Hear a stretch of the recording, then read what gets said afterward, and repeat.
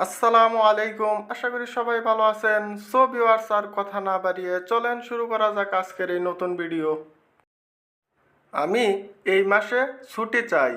এই বাক্যটির আরবি বাক্য হচ্ছে হাদা সাহার আনা এবি ইজাজা। এখানে হাদা অর্থ এই বা এটা, সাহার অর্থ মাস, আনা অর্থ আমি, এবি অর্থ চাই বা চাওয়া, ইজাজা অর্থ ছুটি।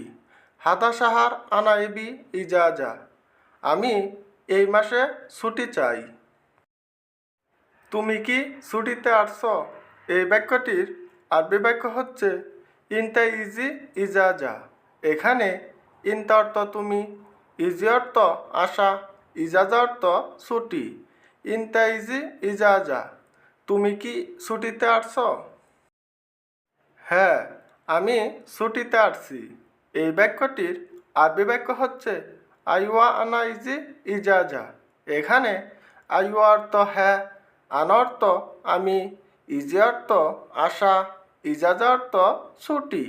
আইওয়া আনা ইজি ইজাজা। হ্যাঁ, আমি ছুটিতে আসছি। কত মাসের ছুটি? এই বাক্যটির আরবি বাক্য হচ্ছে কাম সাহার ইজাজা। এখানে কাম অর্থ কত, সাহার অর্থ মাস, ইজাজা অর্থ ছুটি। কাম সাহার ইজাজা। কত মাসের ছুটি? 2 মাসের ছুটি। এই বাক্যটির আরবি বাক্য হচ্ছে ইতনিন সাহার ইজাজা। এখানে ইতনিন অর্থ 2, সাহার অর্থ মাস, ইজাজা অর্থ ছুটি। ইতনিন সাহার ইজাজা। 2 মাসের ছুটি। 3 মাসের ছুটি লাগবে।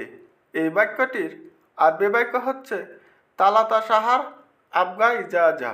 এখানে তালাত অর্থ 3, সাহার অর্থ মাস, আবগা অর্থ লাগবে, ইজাজা অর্থ ছুটি। তালাতা সাহার আবগা ইজাজা। 3 মাসের ছুটি লাগবে। আমি সফরে যাব ছুটিতে। এই বাক্যটির আরবি বাক্য হচ্ছে আনারোহ সফর ইজাজা। এখানে আনা অর্থ আমি, সফর অর্থ সফরে, রুহ অর্থ যাওয়া বা যাব, ইজাজা অর্থ ছুটি। আনারোহ সফর ইজাজা। আমি সফরে যাব ছুটিতে। আমি আজ ছুটি চাই। এই বাক্যটির আরবি বাক্য হচ্ছে আনা আবগা আলিয়ম ইজাজা। এখানে আনা অর্থ আমি, আবগা অর্থ লাগবে বা চাই, আলিয়ম অর্থ আজ, ইজাজা অর্থ ছুটি। আনা আবগা আলিয়ম ইজাজা।